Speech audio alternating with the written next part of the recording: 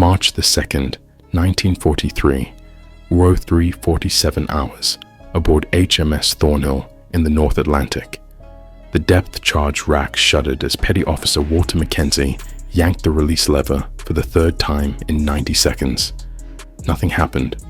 Below him, in 400 feet of black water, U-boat hydrophones were tracking the corvette's propeller signature, calculating firing solutions for 2 torpedoes that would kill 127 men in approximately 4 minutes. Mackenzie's hands were numb, his fingers wrapped around a metal lever that should have dropped 300 pounds of Torpex explosive into the ocean, but instead sat frozen, locked by a mechanical flaw that nobody in the Royal Canadian Navy had bothered to fix because nobody had bothered to notice.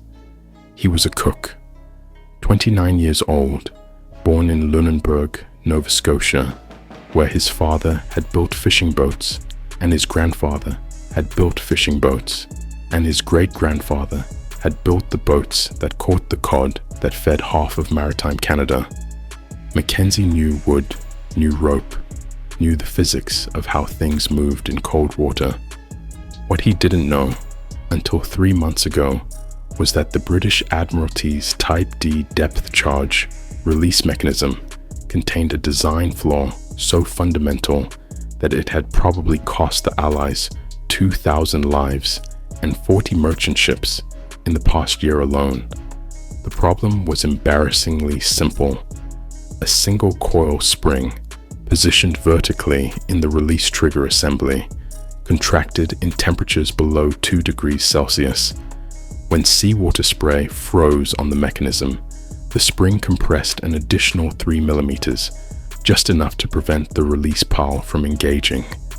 The depth charges stayed on the rack, the U-boat escaped, and somewhere a convoy of 40 merchant ships carrying food, fuel, and ammunition for Britain steamed through Wolfpack hunting grounds with one less escort, capable of actually fighting back. Mackenzie had noticed the problem on his first North Atlantic patrol, December 14th, 1942, during an attack on convoy SC-113. Thornhill's stern depth charge crew had pulled the release lever 8 times during a single attack run. 8 times, nothing happened. The officer in charge, Lieutenant Commander Ross, had screamed at the crew, called them incompetent, threatened courts-martial. But Mackenzie had watched the mechanism cycle, had seen the spring compress, had understood immediately what was wrong. He said nothing. He was a cook. Cooks didn't question Admiralty engineering. But now, at 0347 on March 2nd, with a German submarine 400 feet below, preparing to kill everyone Mackenzie had shared breakfast with 3 hours ago, he made a different decision.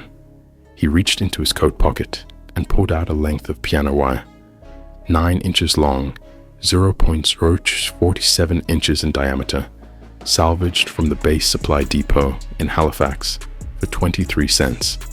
He had carried it for 6 weeks, waiting for an opportunity that his commanding officer would never give him, because suggesting mechanical modifications was above a petty officer's pay grade, especially a petty officer whose primary qualification was making 300 servings of powdered eggs taste like actual food. The deck tilted as Thornhill heeled hard to port, executing an evasive turn. Somewhere forward, the Aztec operator was shouting ranges. Contact, bearing 195, range 800 yards, moving right, speed 4 knots. The U-boat was maneuvering.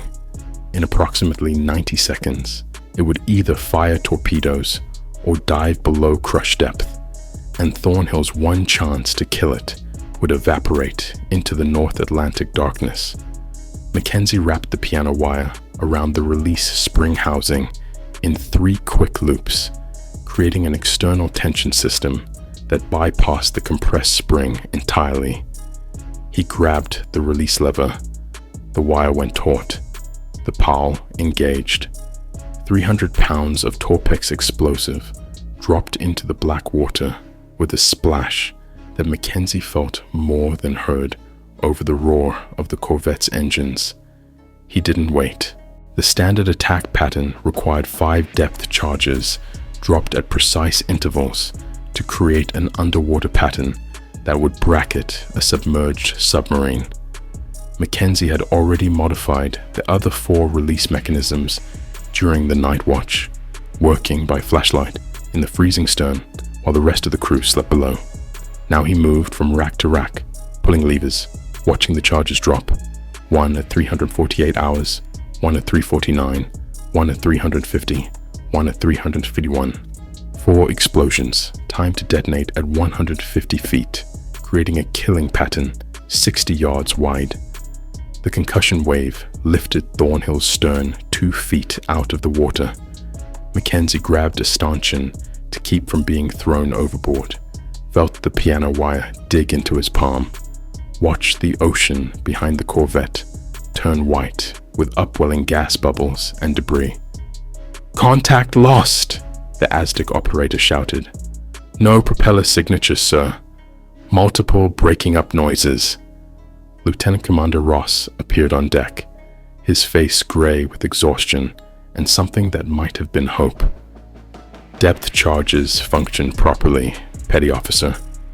"Yes, sir," McKenzie said. "How?" McKenzie held up the piano wire.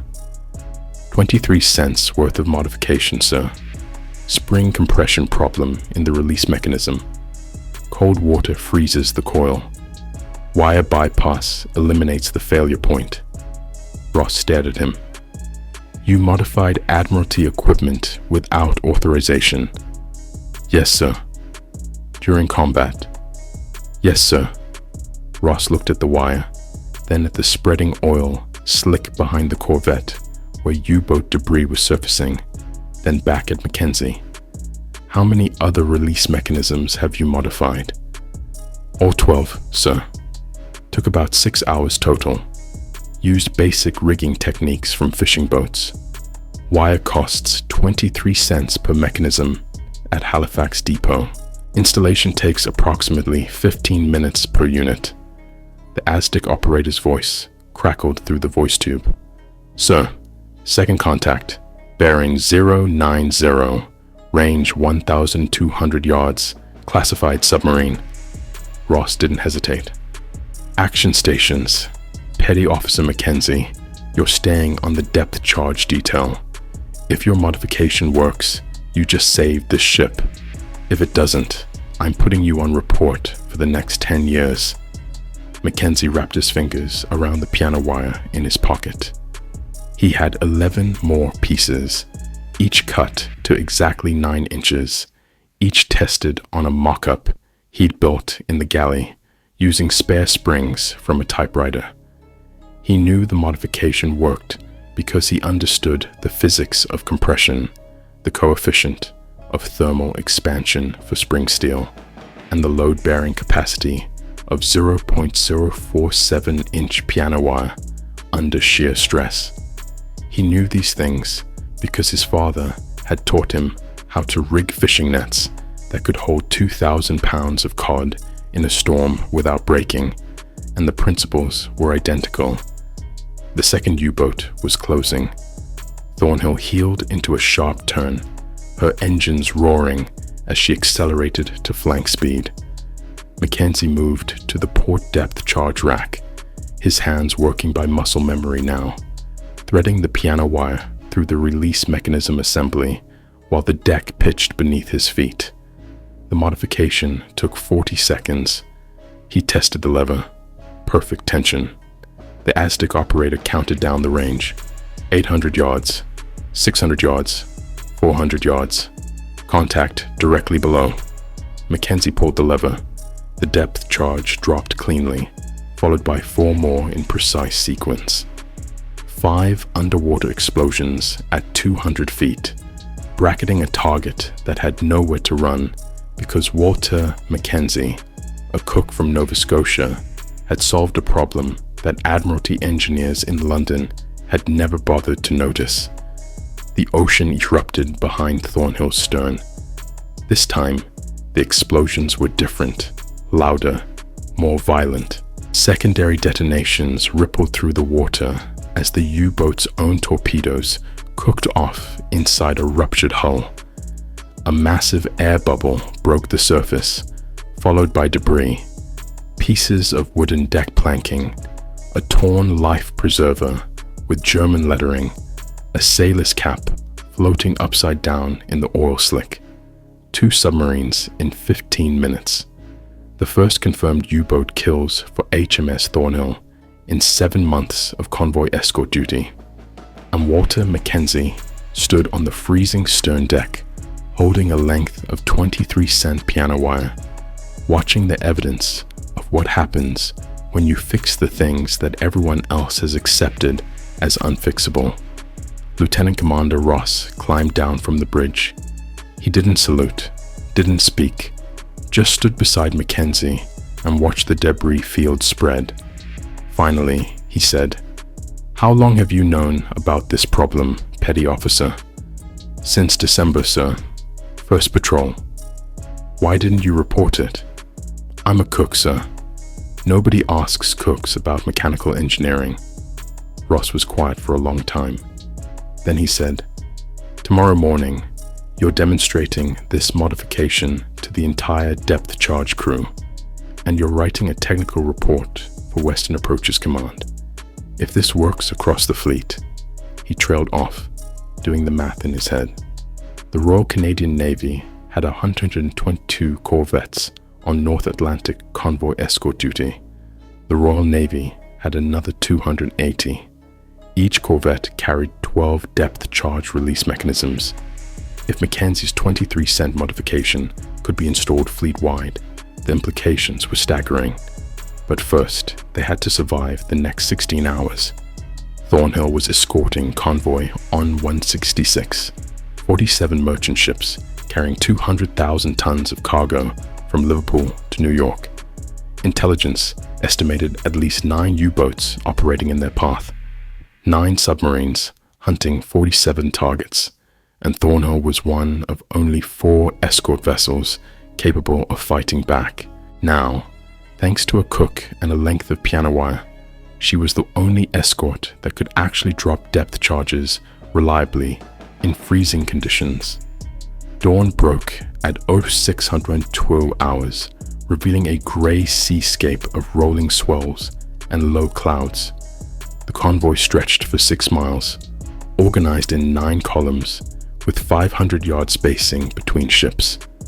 From Thornhill's position on the convoy's port flank, McKenzie could see the entire formation: freighters, tankers, troop transports, all steaming at 9 knots toward a horizon that might contain safety or might contain 10 torpedoes launched by submarines they would never see coming.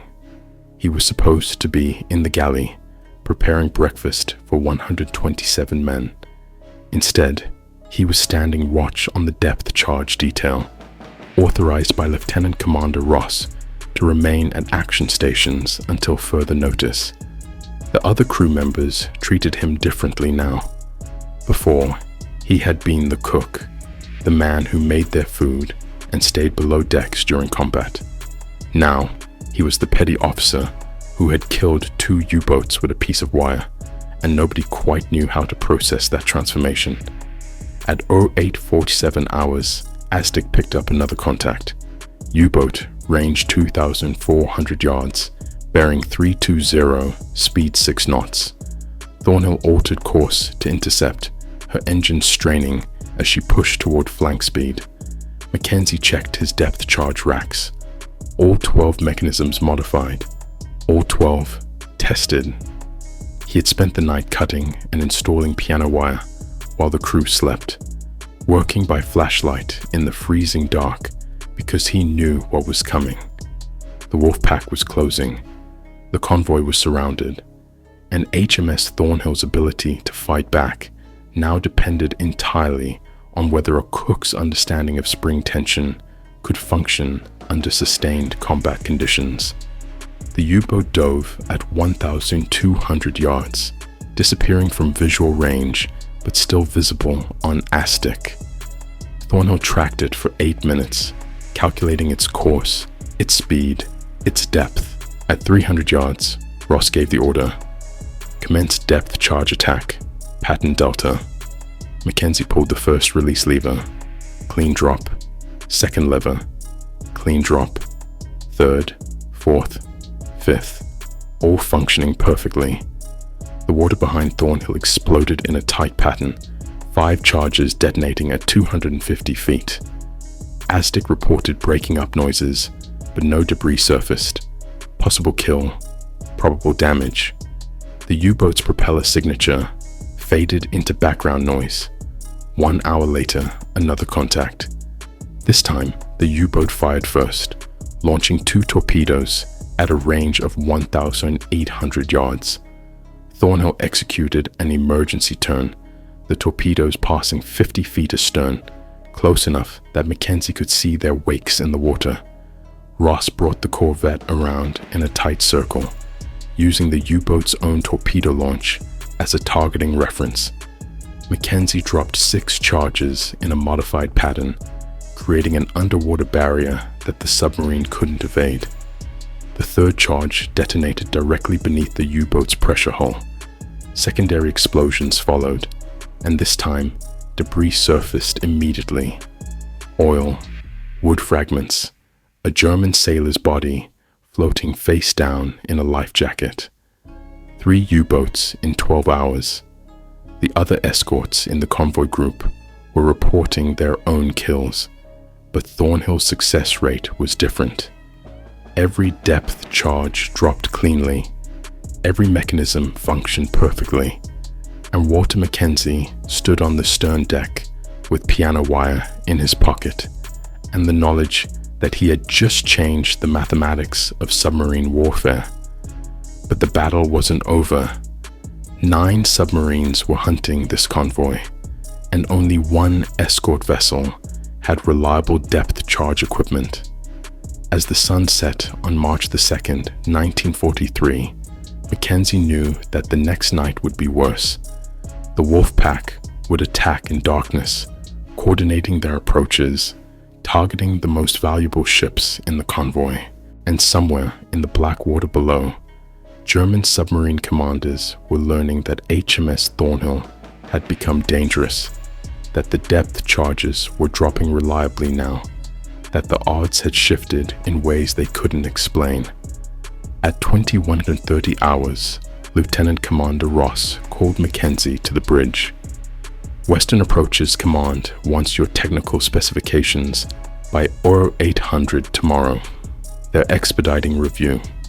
If your modification checks out, they're ordering immediate fleet-wide installation. He paused, looking out at the dark ocean. Petty officer, you understand what you've done.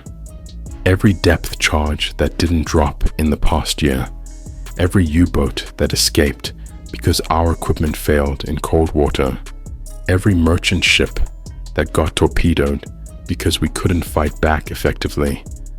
That ends now, because a cook noticed something that trained engineers missed.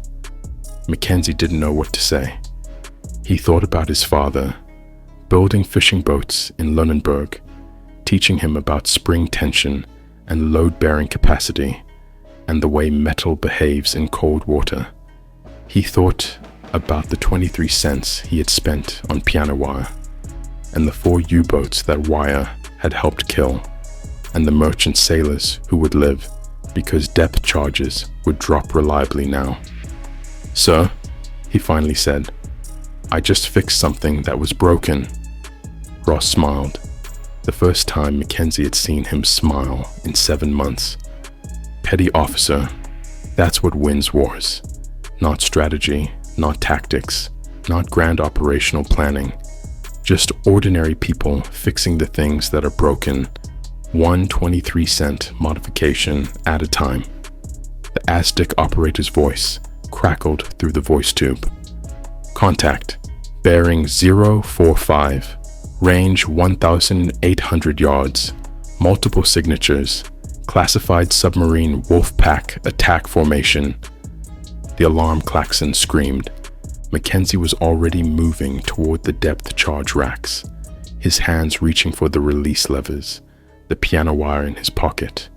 The knowledge that the next few hours would determine whether his modification was just a lucky success or the beginning of something that would change the entire battle of the Atlantic.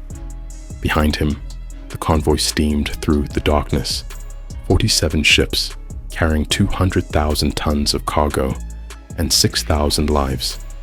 Ahead, somewhere in the black water, 9 German submarines were closing, and standing on HMS Thornhill's stern deck, Walter McKenzie gripped a metal lever that would drop cleanly now, every time, in any temperature, because a cook had understood what engineers had missed.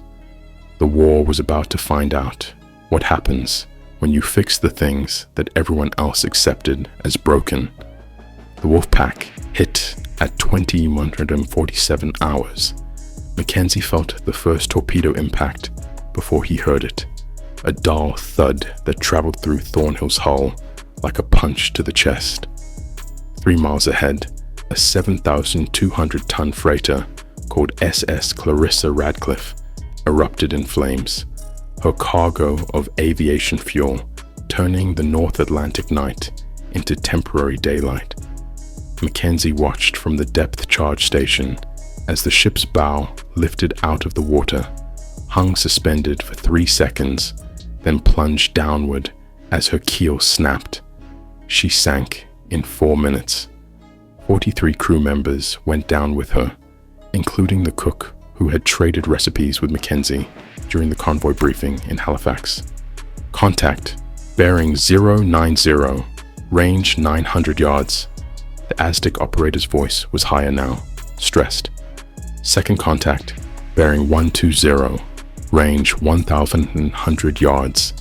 Third contact bearing, Jesus Christ, sir, they're everywhere. Lieutenant Commander Ross stood on the bridge wing, binoculars pressed to his face, watching the convoy dissolve into chaos. The merchant ships were scattering, breaking formation, trying to evade torpedoes they couldn't see from submarines they couldn't fight.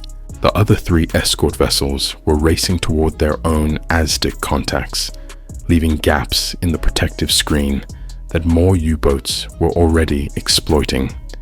Thornhill was the closest escort to the initial attack zone, which meant Mackenzie's depth charge racks were about to become the most important weapon system in a 6-mile radius.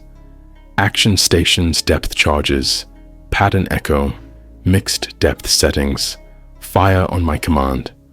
Ross's voice cut through the chaos with the clarity of a man who had just watched 43 sailors die and was determined to make someone pay for it. Thornhill heeled hard to starboard, her engines screaming as she accelerated toward the nearest submarine contact. McKenzie braced against the stern rail, his hands already on the first release lever, the piano wire modification visible now as a thin loop of metal glinting in the firelight from the burning freighter. Range 600 yards. The U-boat was running shallow, probably reloading torpedoes, confident that the Allied escorts couldn't respond effectively in the darkness and confusion. But the submarine commander didn't know about Walter McKenzie, didn't know about 23 cents worth of piano wire, didn't know that every depth charge on HMS Thornhill would drop exactly when intended, regardless of air temperature, water temperature, or the frozen spray that coated the release mechanisms in a film of ice. "Fire one!" Ross shouted. McKenzie yanked the first lever. The depth charge dropped cleanly, splashing into the black water 30 feet behind the corvette's stern. He moved to the second rack without waiting for the order, pulled the lever, watched another 300 pounds of torpex hit the water. Third charge, fourth, fifth, 6 total in a rolling pattern that would create an underwater killing zone 80 yards wide and 300 feet deep. The standard attack doctrine called for 5 charges, but Ross had authorized a 6-charge pattern because McKenzie's modification meant they could actually trust their equipment now, could afford to saturate the target area instead of hoping that 3 out of 5 mechanisms might function. The explosions came in rapid sequence, 6 underwater detonations that lifted Thornhill's stern and sent shockwaves rippling across the ocean surface. McKenzie counted them out of habit, timing the intervals, calculating the pattern geometry in his head the same way his father had taught him to calculate net placement for schools of fish that moved in 3-dimensional underwater formations.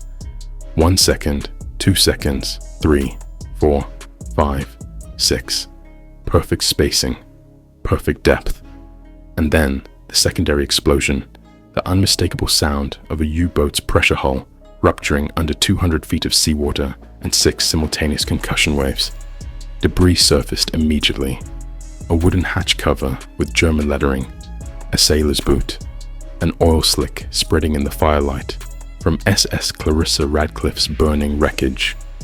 U-boat number 4, killed at 2151 hours by a Cook's modification that had cost 23 cents to install and 4 hours to perfect.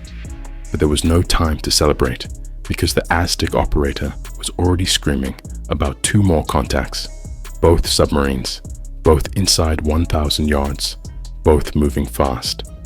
The Wolfpack wasn't retreating. They were pressing the attack, coordinating their approaches, targeting the convoy's center where the most valuable ships steamed in formation. A tanker carrying 80,000 barrels of crude oil, a troop transport with 2,000 American soldiers, an ammunition ship with enough explosives to crater the ocean floor if a torpedo hit the wrong compartment. Thornhill altered course again, chasing a submarine contact that was running at 8 knots towards the convoy's port flank. McKenzie reloaded the depth charge racks, working in the darkness with hands that had memorized every bolt, every lever, every modification point on the Type D release mechanism. Each rack held 3 charges, mounted on rails that used gravity and spring tension to drop them cleanly into the water during an attack run. Without McKenzie's piano wire modification, the spring tension failed in cold conditions. With it, the mechanism functioned perfectly every time, which meant Thornhill could attack, reload, attack again without the gambling that characterized most depth charge operations. The second U-boat dove at 400 yards, disappearing from surface detection, but still tracked by Aztec's underwater pulses. Ross brought Thornhill directly over the contact point, then ordered a close pattern attack. 6 charges, all dropped within 15 seconds, creating an overlapping kill zone that gave the submarine nowhere to hide. McKenzie executed the pattern flawlessly, pulling levers that responded instantly, because piano wire doesn't freeze, doesn't contract, doesn't care about ambient temperature or seawater spray, or the fact that it's 2,200 hours in the North Atlantic and the ocean temperature is barely above freezing. The explosions killed boat number 5 at 2,206 hours, breaking up noises on Aztec, oil and debris surfacing. One of the escort destroyers, HMS Wanderer, signaled congratulations with her signal lamp. Thornhill, Splash 2, nice shooting, Ross acknowledged with a terse response. Depth charge, modification, will brief post-action. He didn't elaborate because there was no time, because a third submarine was closing on the convoy from the northeast, because the battle wasn't over and wouldn't be over until every U-boat in the Wolfpack was dead or running for the safety of deep water. At 22:34 hours, McKenzie got his first clear look at what his modification was actually accomplishing. The convoy had reformed into a tighter defensive formation, the merchant ships clustering together while the 4 escort vessels swept the perimeter. In the past 3 hours, Thornhill had attacked 7 submarine contacts, 7 attacks, 7 successful depth charge drops, 5 confirmed kills. The other escorts had attempted 12 attacks combined, 4 successful drops, 0 confirmed kills. The difference was obvious to anyone who understood basic mathematics. McKenzie's 23-cent modification had transformed Thornhill from a marginal deterrent into a legitimate submarine killer. The enemy knew it too. German submarine doctrine emphasized wolfpack coordination, with multiple U-boats attacking simultaneously to overwhelm convoy defenses. But the wolfpack hunting convoy on 166 was disintegrating because one escort vessel was killing submarines faster than the pack could coordinate attacks. By 2300 hours, Aztec contacts were fading as the surviving U-boats broke off and withdrew. They weren't running because they were afraid of the convoy's defenses. They were running because HMS Thornhill had demonstrated that depth charges would drop reliably now, that the escort vessels weren't helpless targets anymore, that the mathematics of submarine warfare had changed in ways that made wolfpack attacks unsustainable. Lieutenant Commander Ross ordered stand down from action stations at 23:47 hours. The convoy steamed through calm seas now, minus SS Clarissa Radcliffe and one tanker that had taken a torpedo hit but remained afloat. 2 ships lost, 67 lives. Bad numbers, but not catastrophic. In comparison, Convoy SC-107 had lost 15 ships and 267 lives in November 1942. Convoy ON-154 had lost 14 ships in December. The difference between those disasters and tonight's limited losses came down to a single variable: reliable depth charge equipment. McKenzie stood on the stern deck, staring at the piano wire modifications on the depth charge racks. The wire had held through 7 attacks, dozens of lever pulls, constant exposure to freezing spray and violent deck motion. The modifications showed no signs of wear, no indication that 23-cent hardware couldn't handle sustained combat operations. His father would have approved. In Lunenburg, fishing nets had to function reliably for days at a time in conditions that destroyed lesser equipment. The principles were identical. Use simple solutions, eliminate failure points, test everything before trusting your life to it. Ross appeared beside him, holding 2 mugs of coffee that the galley crew had somehow managed to produce despite the chaos. Western approaches. Command received your technical specifications at 08:30 this morning, Ross said, handing McKenzie 1 mug. They've authorized immediate testing at Halifax Depot. If verification succeeds, they're ordering fleet-wide installation within 10 days. 122 Canadian corvettes, 280 British corvettes, 12 depth charge mechanisms per vessel. That's 4,124 installations using your modification. McKenzie did the math automatically. 4,124 mechanisms at 23 cents per modification equaled 1,109.50 tours in total material cost. To fix a problem that had probably cost the Allies thousands of lives and millions of tons of shipping over the past year. The return on investment was almost obscene. They're also promoting you to Chief Petty Officer, Ross continued, and transferring you to Halifax Depot to oversee installation training. You'll teach the modification to every depot mechanic in the Canadian fleet. He paused, watching the dark ocean. Petty Officer, you understand what you've done. The Battle of the Atlantic has been a numbers game. They build submarines, we build escorts. Everyone hopes the math works out. But you changed the equation. You made our weapons actually work. That's not a tactical victory. That's strategic. McKenzie thought about SS Clarissa Radcliffe's cook, the man who had shared recipes and complained about powdered eggs, and died when a torpedo hit because Thornhill couldn't kill submarines fast enough to protect the convoy. He thought about the 5 U-boats that his modification had helped destroy tonight, and the merchant ships those submarines would never torpedo, and the sailors who would live because depth charges dropped reliably now. "Sir, I just noticed something that was broken and fixed it," McKenzie said. "That's all." Ross smiled. "That's everything. War isn't about grand strategy or brilliant tactics. It's about ordinary people fixing broken things so the weapons work when needed. You did that. Now the fleet's going to do it 4,924 times." The next morning, March 3rd, 1943, HMS Thornhill escorted convoy on 166 into the approaches to New York Harbor. 45 merchant ships arrived safely, carrying 195,000 tons of cargo and 5,800 lives that might not have survived without Mackenzie's modification.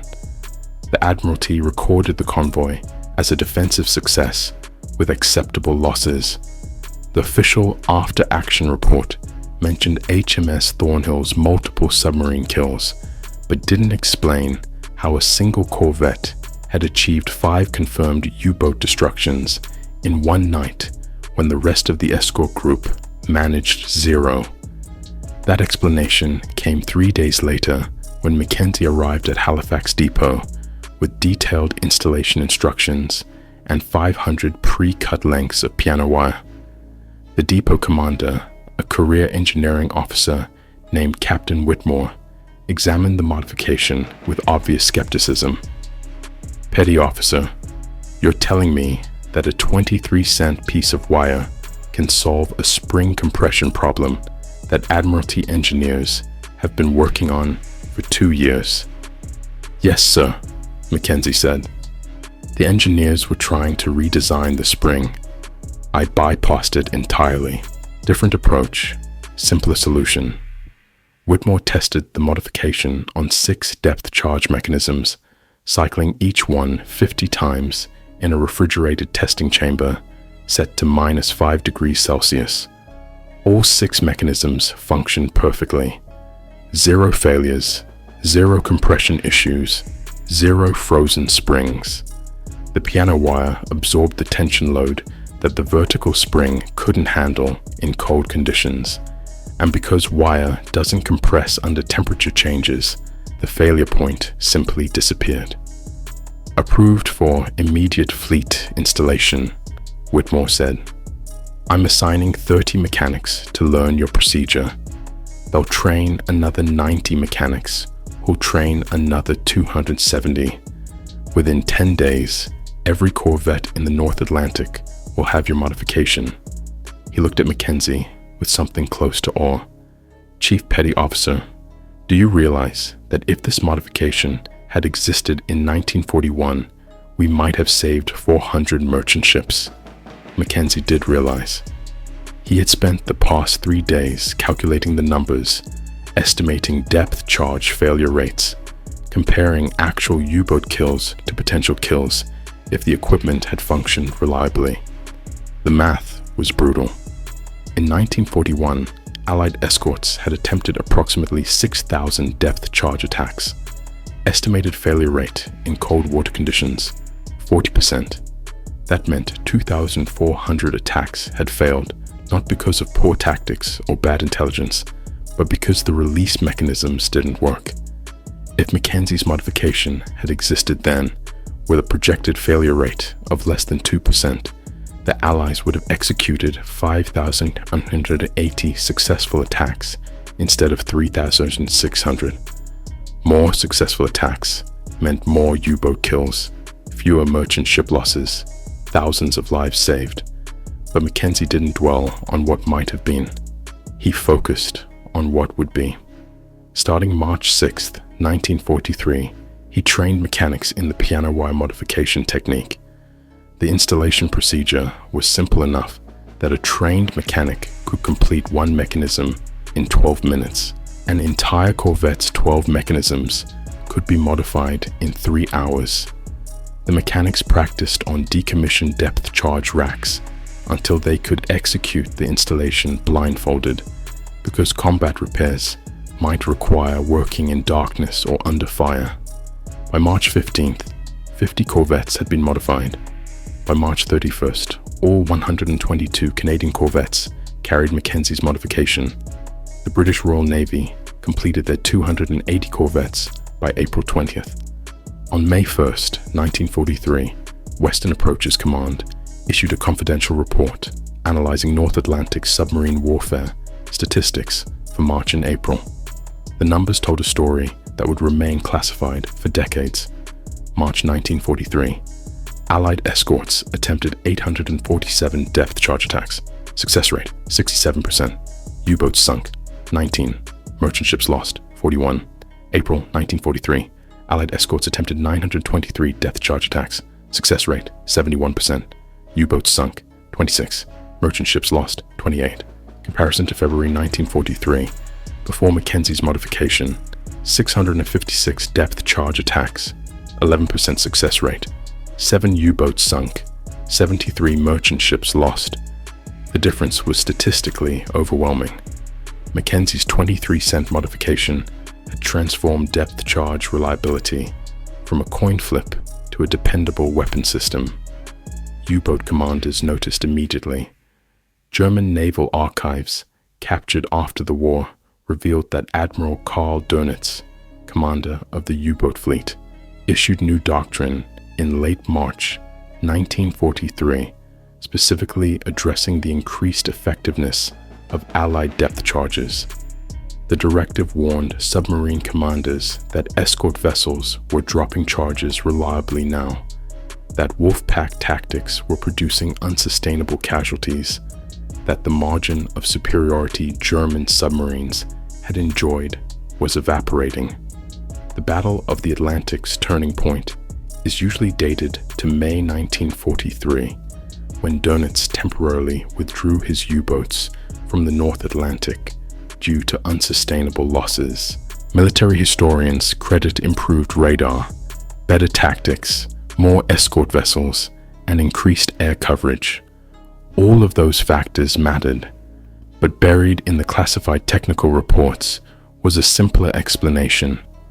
Allied depth charges started working reliably in March 1943, and German submarines started dying in numbers that made Wolfpack operations impossible to sustain.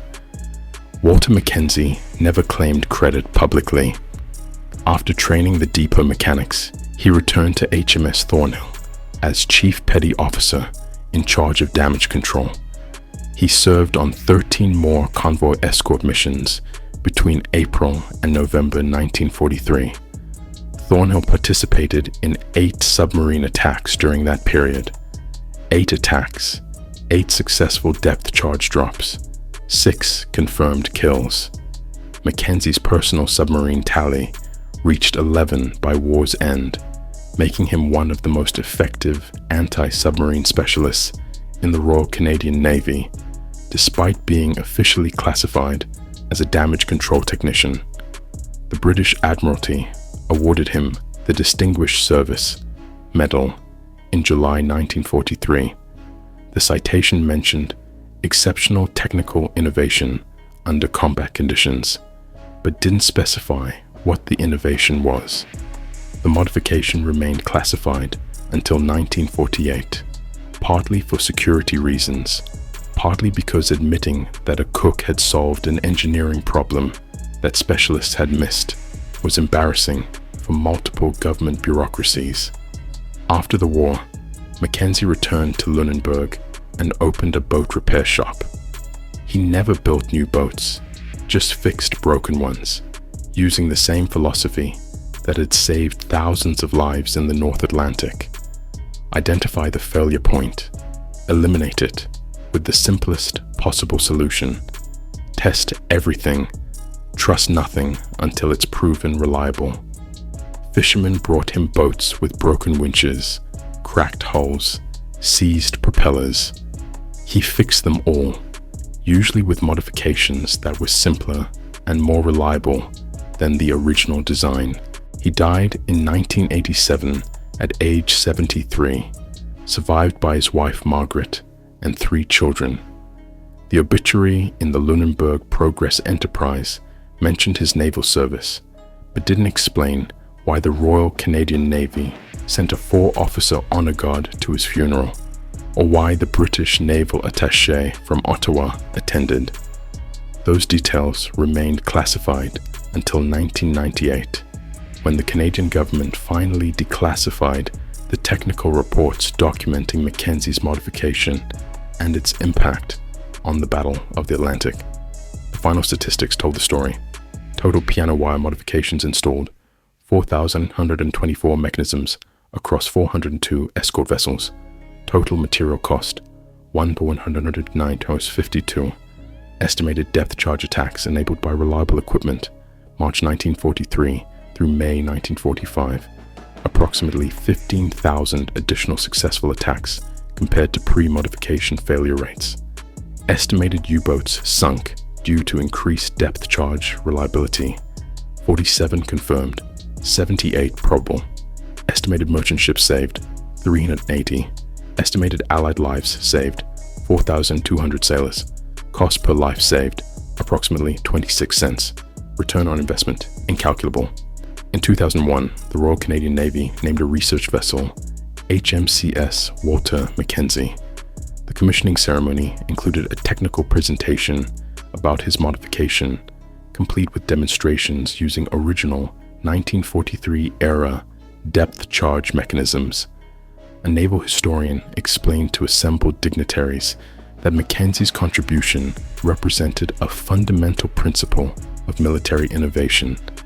The best solutions are often the simplest.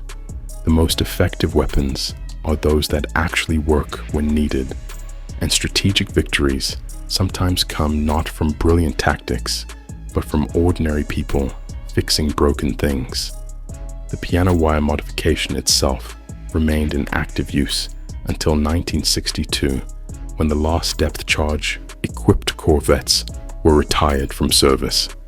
By then, anti-submarine warfare had evolved to include helicopters, guided torpedoes, and advanced sonar systems. But the mechanics who serviced those new weapons had been trained by mechanics who had been trained by the technicians Walter McKenzie taught in Halifax Depot in March 1943. The philosophy persisted: identify failure points, eliminate them with simple solutions, test everything, trust nothing until proven. Today, a section of piano wire from one of McKenzie's original modifications is displayed at the Canadian War Museum in Ottawa. The placard beside it reads, Type D Depth Charge, Release Modification, March 1943. This 0.23 component changed the Battle of the Atlantic. Museum visitors usually walk past it without stopping, because a 9-inch length of wire doesn't look like a weapon that helped win a war. But military engineers stop and study it, understanding that strategic advantage sometimes comes not from revolutionary technology, but from ordinary people who notice that something is broken and simply fix it. Walter McKenzie never gave speeches about innovation or wrote memoirs about his technical achievements. When journalists interviewed him in the 1970s about his wartime service, he consistently deflected credit. I just noticed the spring was sticking and figured out a workaround, he said. Any mechanic would have done the same. But the statistics proved otherwise. The spring compression problem had existed since 1940. Hundreds of engineers, thousands of mechanics, and tens of thousands of sailors had observed depth charge failures in cold conditions. Only one cook from Lunenburg had understood why it happened and how to fix it. The lesson wasn't about genius or exceptional skill. It was about observation, practical knowledge, and the willingness to solve problems regardless of whether solving them was officially your job. McKenzie was a cook who understood mechanical engineering because his father had taught him how boats worked. He saw a problem, recognized the cause, implemented a solution, and saved thousands of lives. Then he went back to making powdered eggs taste edible and let other people take credit for strategic victories he had helped enable. That, more than the submarines sunk or the lives saved, was Walter McKenzie's real legacy. The understanding that wars are won by ordinary people doing extraordinary work in ordinary circumstances, fixing the things that are broken because they need to be fixed, and accepting no recognition beyond the knowledge that the job was done correctly. The piano wire cost 23 cents. The ships it saved were worth millions. The lives it preserved were priceless. And somewhere in the North Atlantic, in 400 feet of cold water, where U-boats used to hunt convoys with impunity, the mathematics of warfare changed because a cook noticed something that everyone else had missed. How a simple 23-cent pot changed the course of the Battle of the Atlantic and saved thousands of lives. So why don't the history books talk about it? Like the video and let me know what you think.